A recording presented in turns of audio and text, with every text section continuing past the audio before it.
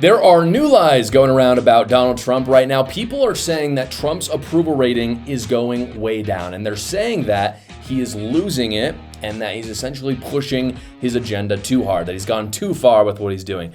And this is simply not true. It is not. I've never been the guy, I'll never be the guy that's going to lie about the polling or the approval numbers, even for people that I like or support, like Donald Trump.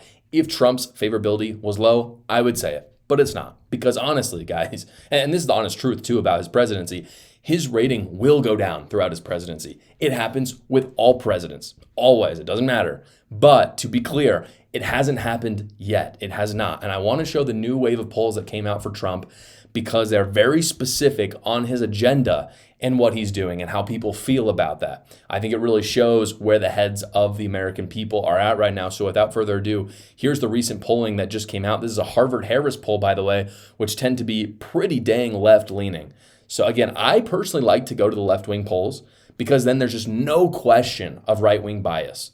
There's really not. If you want to go to right-wing polls, I'm cool with it. If you want to say his approval rating even higher, sure. But I'm just saying, for now, with the left-wing polls, he's very high. So I think we can feel pretty good about where he's at. In any case, these are the polls. I'm going to read them out loud for those of you who are just listening. The overall approving, and this part's less important or interesting, I would say, but his overall approving right now is 52%, which is a net 9% up from his disapproval rating, which is 43%. And just to be clear, 52% is very good. I would say anything above 47% is very good because 47% tends to be where they intersect. And so if you have a net positive as a president, you're doing very good because America is unfortunately very polarized in terms of partisan politics. But underneath that, it talks about the approval that people have for specific parts of Trump's campaign promises, the things that he talked about doing. And I think this is really what tells the whole story. 58% saying he is doing better than Biden.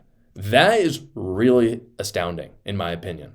Because again, 58%, that includes pretty much every single Republican and every single independent. If you're just looking at the numbers, because about 40% of America, maybe a little less, like 35, are Democrats.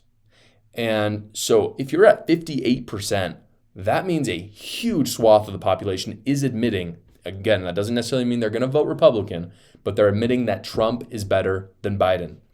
The next one is equally as interesting, I think. 81% support deporting criminal aliens. I feel like this one is talked about so much in the media. There's this narrative out there that this is awful, this is so unfeeling, how could you do this? Trump is an awful person.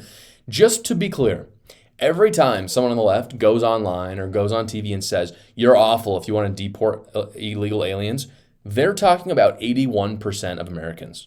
Because, and we can't agree on 81% of us can't agree on like anything.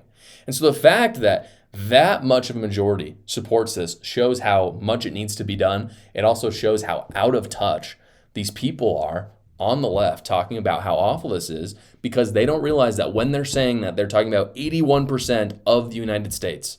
Truly, the majority of people, like the vast super majority of people, are in favor of that. Next up, 76% support eliminating fraud and waste. I don't know who these other 24% are. I don't know who doesn't support eliminating fraud and waste. So that's kind of a weird one.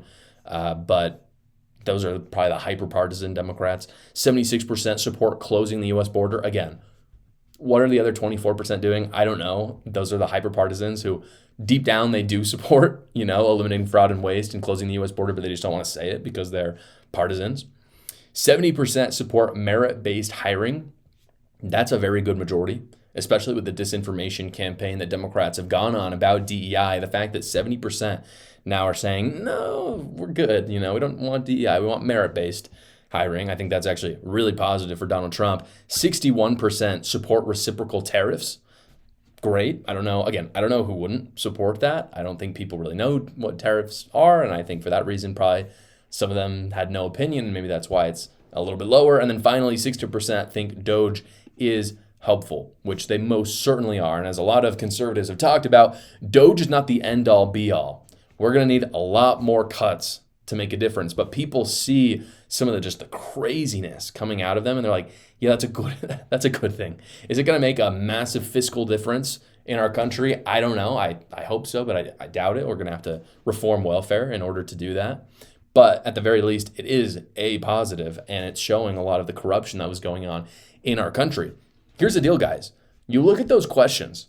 That is the majority of Trump's agenda, folks. And his worst numbers up there are like 58%, 60%, which is very good again. He is doing fine. In fact, he's not doing fine. He's doing really, really well. And so what this means is Trump has to do the things that he has said he's going to do, and he has to do them well. Because if he doesn't, Americans are going to feel betrayed. As you can see from those numbers, the majority of them want these things. If they don't get them, it's going to be really, really, really bad. And if they do, Republicans are going to probably keep the House in 2026, which is considered a political miracle. I mean, again, I'm not positive that's going to happen, but I think the odds are quite good if Trump will deliver on what the American people want. And I think that Republicans will likely win the presidency again come 2028. Well, guys, you know I'm a big fan of entrepreneurship, but when I started the show, I found out really quickly how hard it can be to get started from LLC formation to tax accounting, and that's why I partnered with Jupid. If you guys live in California or Texas, listen up.